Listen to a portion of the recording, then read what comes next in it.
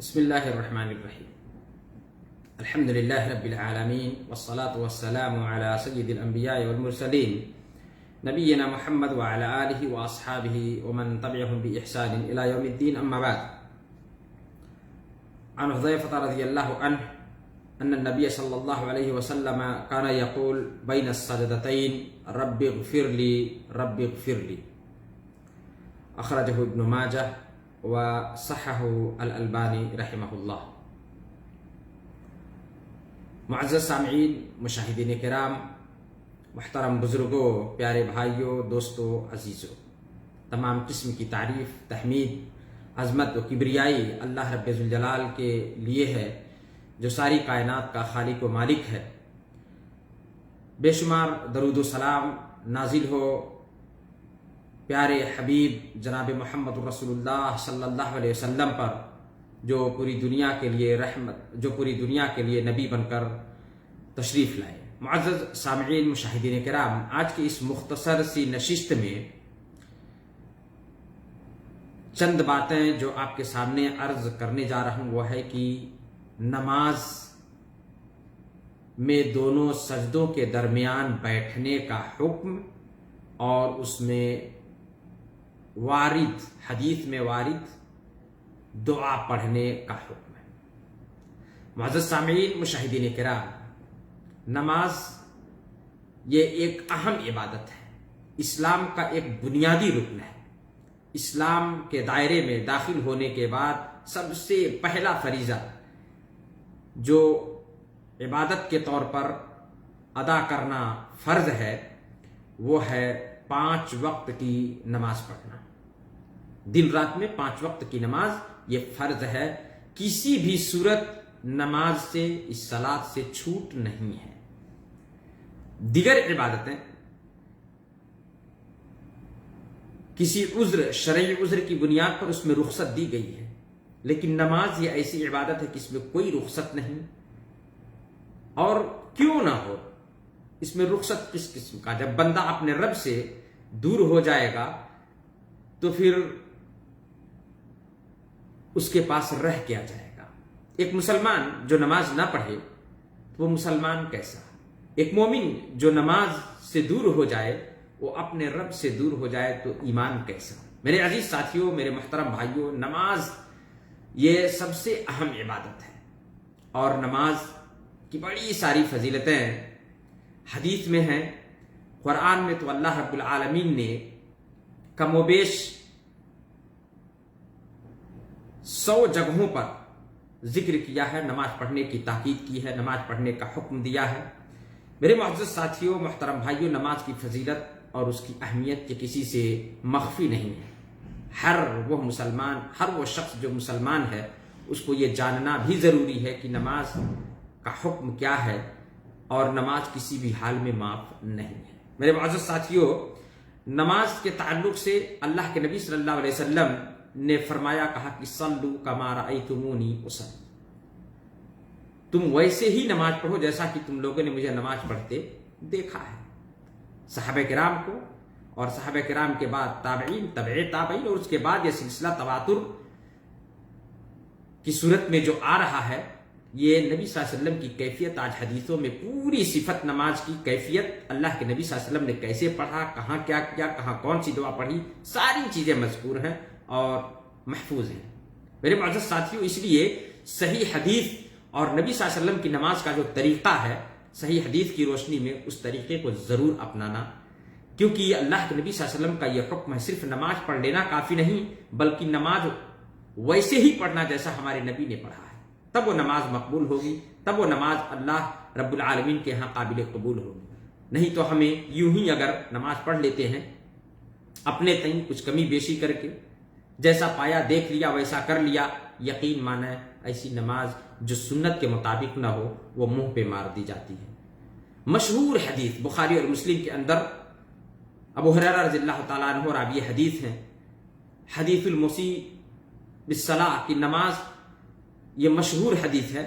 ایک شخص اللہ کے نبی صلی اللہ علیہ وسلم کے زمانے نبی صلی اللہ علیہ وسلم موجود مسجد میں ہیں، صحابی آتے ہیں جاتے ہیں اور 2 رکعت نماز پڑھتے ہیں اور پھر آ کے نبی صلی اللہ علیہ وسلم کو سلام کرتے ہیں. نبی صلی اللہ علیہ وسلم سلام کا جواب دیتے ہیں اور کہتے ہیں ارجع فصلی فإنک لم تصلی، جاؤ اور پھر سے نماز پڑھو، تم نے نماز ہی نہیں پڑھی.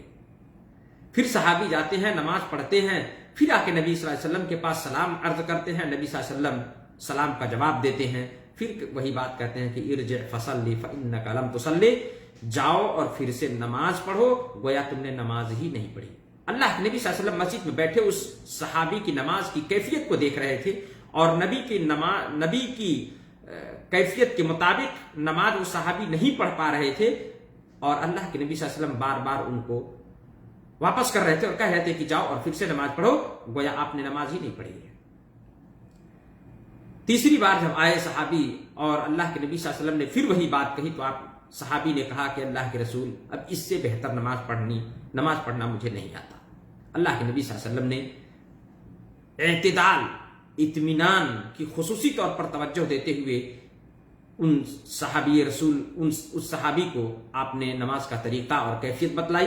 میرے معزز ساتھیوں، اس لیے یہ حدیث اس بات پر دلالت کرتی ہے کہ نماز کوئی گرچہ پڑھے لیکن اگر سنت کے مطابق اطمینان اور اعتدال کے ساتھ نہیں پڑھتا، ارکان کی کما حقہ ادائیگی نہیں کرتا تو اس کی نماز باطل ہوگی اور نماز ہوگی ہی نہیں.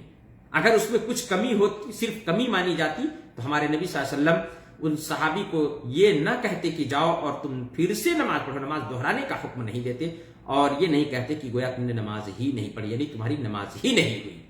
میرے معزز ساتھیوں، اس لیے ہمیں جو بھی نماز کی کیفیت نبی پاک صلی اللہ علیہ وسلم کی صحیح حدیث سے وارد ہے، ملی ہے اور حدیثوں میں محفوظ ہے، ہمیں اس نماز کا طریقہ بخوبی جان لینا چاہیے اور ویسے ہی نماز پڑھنی چاہیے جیسا ہمارے نبی نے پڑھا ہے.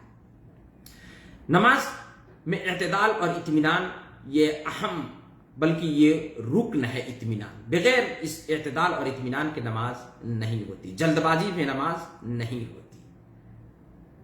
اچھی طرح سے رکوع سجدہ کرنا، رکوع کے بعد کھڑے اچھی طرح سے ہونا، سجدے کے بعد اچھی طرح سے بیٹھنا، یہ تمام یہ ارکان میں شامل ہے اور رکن ہے. یہ اس میں اگر جلد بازی کی اور بغیر سیدھے کھڑے ہوئے فوراً سجدے میں چلے گئے رکوع کے بعد، جیسا کہ آج معاشرے میں دیکھا جاتا ہے، کچھ لوگ نماز پڑھتے ہیں لیکن ارکان کی کما حقہ ادا نہیں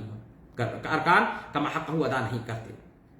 یقین مانیں نماز اس طرح سے اگر رکن ہی ادا نہیں ہوا تو نماز کہاں ہوگی، نماز باطل ہو جائے گی. اور رکن میں اور واجبات میں یہی فرق ہے کہ رکن کا معنی ہوتا ہے کہ بغیر اس کے نماز ہی نہیں ہوگی، اور واجب اگر ترک ہوتا ہے تو اس کی تلافی کے لیے سجدہ سہو بھی مشروع ہے. آئیے ایک رکن دونوں سجدوں کے درمیان بیٹھنا. عمومی طور پہ لوگوں میں یہ کمی دیکھی جاتی ہے کہ پہلا سجدہ کر کے جیسے ہی اچھی طرح نہیں بیٹھتے ہیں کہ فوراً دوسرے سجدے میں چلے جاتے ہیں. یہ جان لیں کہ ان دو سجدوں کے درمیان اچھی طرح سے بیٹھنا یہ رکن ہے. اگر اس کو کما حقہ ادا نہیں کیا تو نماز باطل ہوگی، نماز صحیح نہیں ہوگی. اور یہ ہم نہیں کہہ رہے ہیں، یہ ہمارے نبی نے صلی اللہ علیہ وسلم نے صحابی کو واپس کیا اور کہا کہ جاؤ، گویا تم نے نماز ہی نہیں پڑھی، پھر سے نماز پڑھو. اور ان دو سجدوں کے درمیان بیٹھنا یہ رکن ہے، تو اسی طرح سے ان دونوں سجدوں کے درمیان دعا پڑھنا یہ بھی کچھ لوگوں نے واجب بھی کہا ہے، لیکن جمہور کے نزدیک یہ سنت ہے. دونوں سجدوں کے درمیان دونوں سجدوں کے درمیان بیٹھتے ہوئے اس دعا کو پڑھنا جو نبی پاک صلی اللہ علیہ وسلم سے ثابت ہے. بس اوقات دیکھا جاتا ہے کہ بعض لوگوں کو دعا ہی نہیں یاد ہے. یہ دعا جو اتنی اہم دعا ہے یہ دعا بھی نہیں یاد ہے، اور دعا نہ ہونے کا نتیجہ یہ ہوتا ہے کہ دونوں سجدوں کے درمیان وہ اچھی طرح سے نہیں بیٹھتے. جیسے ہی پہلا سجدہ کر کے اللہ اکبر کہتے ہیں فوراً دوسرے سجدے میں چلے جاتے ہیں. یقین مانیں یہ بہت بڑی غلطی ہے اور اس سے نماز باطل ہو جاتی ہے. اگر اچھی طرح سے دونوں سجدوں کے درمیان نہیں بیٹھا تو نماز باطل ہوگی، کیونکہ بیٹھنا رکن ہے. اور اسی طرح سے دعا پڑھنا دونوں سجدوں کے درمیان یہ سنت. اللہ کے نبی صلی اللہ علیہ وسلم کبھی ان دعاؤں کو نہیں چھوڑتے تھے، ہمیشہ پڑھتے تھے. حذیفہ ابن الیمان رضی اللہ تعالیٰ عنہ کی روایت ہے، کہتے ہیں کہ اللہ کے نبی صلی اللہ علیہ وسلم کان یقول بین السجدتین، اللہ کے نبی صلی اللہ علیہ وسلم دونوں سجدوں کے درمیان یہ دعا پڑھتے تھے. کون سی دعا؟ रब इग़फिरली, रब इग़फिरली, ऐ मेरे रब मुझे बख्श दे, ऐ मेरे रब मुझे बख्श दे। कितना अहम और जुमाना दुआ है कि इस दुआ को अल्लाह के नबी सल्लल्लाहु अलैहि वसल्लम कहते थे और इस दुआ को पढ़ने के बाद फिर अल्लाह अकबर कह के दूसरा सजदा करते थे। इब्न माजा की हदीस और अल्लामा अलबानी ने इस हदीस को अल इरवाउल गलील में सही भी कहा है। इसी तरह से अब्दुल्लाह इब्न अब्बास रज़ियल्लाहु तआला अन्हुमा की एक रिवायत है जो तिरमिज़ी और अबू दाऊद की रिवायत है और अल्लामा अलबानी ने इस हदीस को भी सही कहा है। और वो रिवायत है कि अब्दुल्लाह इब्न अब्बास रज़ियल्लाहु तआला अन्हुमा कि अन्ना नबी सल्लल्लाहु अलैहि वसल्लम कान यक़ूल बैन सजदतैन, अल्लाह के नबी सल्लल्लाहु अलैहि वसल्लम दोनों सजदों के दरमियान ये दुआ पढ़ते थे, अल्लाहुम्मा ग़फ़िरली वरहमनी वआफ़िनी वहदिनी वरज़ुक़नी। ये 5 चीजें जो अहम है सबके लिए, हम भी इसकी तलाश करते हैं। हम और आप भी चाहते हैं कि हमारे रिज़्क़ में कुशादगी हो। हम और आप ये भी चाहते हैं कि अल्लाह ताला हमें सेहत और तंदुरुस्ती अता करे। ये भी चाहते हैं कि अल्लाह रब्बुल आलमीन हमें सीधे रास्ते पर गामजन रखे। मेरे मुअज़्ज़ज़ भाइयों, ये भी चाहते हैं कि हम इंसान हैं, गलतियां हो जाती हैं, अल्लाह मुझे बख्श दे। और यही तो कामयाबी का सिर है, यही तो है नजाह और फलाह। और इसके लिए अल्लाह रब्बुल आलमीन से दुआ करना ही, दोनों सजदों के दरमियान जो दुआ की जगह है उसको हम छोड़ के यूं ही चले जाते हैं। अल्लाह के नबी सल्लल्लाहु अलैहि वसल्लम, अब्दुल्लाह इब्न अब्बास रज़ियल्लाहु तआला अन्हुमा कहते हैं कि अल्लाह के नबी सल्लल्लाहु अलैहि वसल्लम दोनों सजदों के दरमियान ये दुआ पढ़ते थे। ऐसे ही नहीं फिर दूसरे सजदे में पहला सजदा करके बैठे और दूसरे सजदे में चले गए, नहीं, बैठते थे इत्मीनान के साथ और ये दुआ पढ़ते थे, अल्लाहुम्मा ग़फ़िरली, अल्लाह मुझे बख्श दे, वरहमनी, अल्लाह मेरे ऊपर रहम फरमा। अल्लाह जिस पर रहम फरमाए, अल्लाह जिस पर अपनी दया और कृपा कर दे, मेरे अजीज साथियों, उसे किसी चीज की कमी और कोई परेशानी आ सकती है? हरगिज नहीं। अल्लाह का रहम कहा, वरहमनी, अल्लाह बख्श भी दे, मेरे ऊपर रहम फरमा, वआफ़िनी, अल्लाह मुझे आफियत अता फरमा, जहन्नम की आग से, कब्र की अजाब से और दुनिया में तमाम किस्म की फितनों से अल्लाह मुझे आफियत दे, वहदीनी, और ऐ मेरे रब मुझे क्या कर, मुझे सीधे रास्ते पर गामजन कर दे, मुझे हिदायत दे दे, सीधे रास्ते पर गामजन कर दे। इससे बड़ी कामयाबी क्या हो सकती है? जिस सूरह फातिहा को हम बार बार पढ़ते हैं और हमें पढ़ने का हुक्म दिया गया, हर नमाज की हर रकात में, बगैर उसके नमाज नहीं होती, उसमें सबसे जामे चीज जो मांगने को अल्लाह ताला ने सिखाया वो क्या है? इहदिनस सिरातल मुस्तकीम, अल्लाह मुझे सीधे रास्ते की रहनुमाई कर दे, सीधा रास्ता दिखा दे। ये सबसे बड़ी कामयाबी है इस दुनिया की जिंदगी का कि इंसान सीधे रास्ते पर चल करके अपनी इस दुनिया की जिंदगी को गुजार दे और फिर उसके बाद वह रास्ता जो सीधा रास्ता है, वो जन्नत का रास्ता है, उसके बाद उसके लिए जन्नत है। और फिर 5वीं चीज कहा, वरज़ुक़नी, अल्लाह मुझे रिज़्क़ अता कर।